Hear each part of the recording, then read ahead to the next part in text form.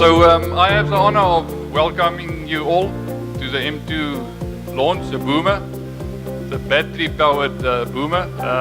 And I want to start with something that we usually do in the end, and that's the thank yous, because I usually forget them. So first of all, thank you for your presence here today. We really value your time and effort joining us with this launch. I want to make use of this opportunity also to touch on a big change in our organization, and that is a decision that the board made earlier this year of splitting Atlas Copco into two companies. The main reason behind the split is that we are a big industrial organization, 44,000 people, and the board saw the benefit in having a more focused mining company. In the new setup, we will be much more focused on our industry. We will be much more able to move faster. And today we're here at our CC here in Lively. We're launching the Boomer M2 battery. You can see in the background here. It's part of our portfolio that will be made up of our Simba, Boltec, and it will join our Scoop Tram, our ST7 battery, and our MT 2010 battery truck.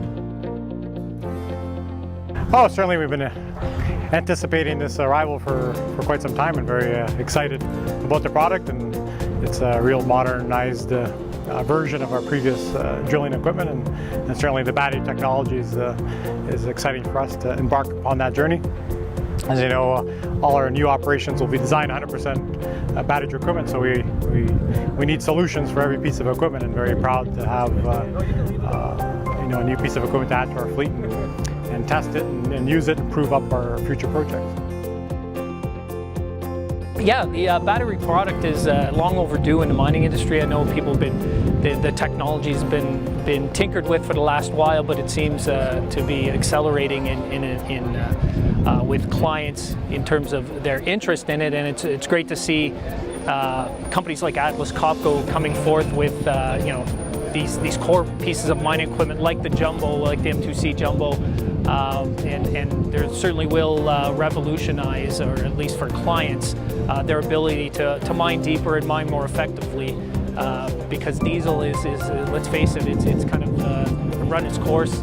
Costs a lot of money to ventilate based on diesel equipment, so yeah, it's long overdue.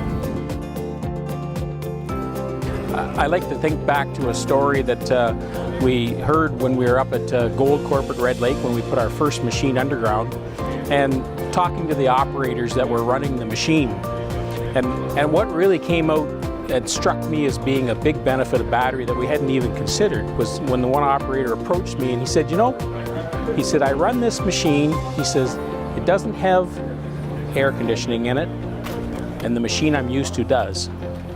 But despite that, the battery machine is so quiet, it's so much less fatiguing on me because I'm not breathing those diesel emissions in the air in the area that I'm working, and it's cooler, that at the end of my shift, I go home and I feel like I can play with my kids. I thought, wow, how do you quantify that benefit? Well, since we're mining deeper, especially out at Coleman, I think the battery product certainly has a place. We're down to about 5,950 feet there, and right now actually we're on a heat stress work regime because of the heat. And any way we can reduce that heat, such as with battery equipment as opposed to diesel equipment, would be a benefit to us. In future mines, such as the Kelly Lake deposit, what it would do is it would decrease the ventilation requirement. Therefore, we would be able to drive smaller drifts, and it would cost less capital. A lot of our mine infrastructure ventilation systems are designed around extracting or eliminating diesel particulate and the gases from diesel equipment, from the mine. And battery electric equipment going to 100%, battery electric equipment allows us to fundamentally change the design and the construct of those systems. And if you look at the fact that we have to heat our air in the wintertime, and we'll have to cool it at our deep mines all year round, and then move significant volumes of air throughout the mine.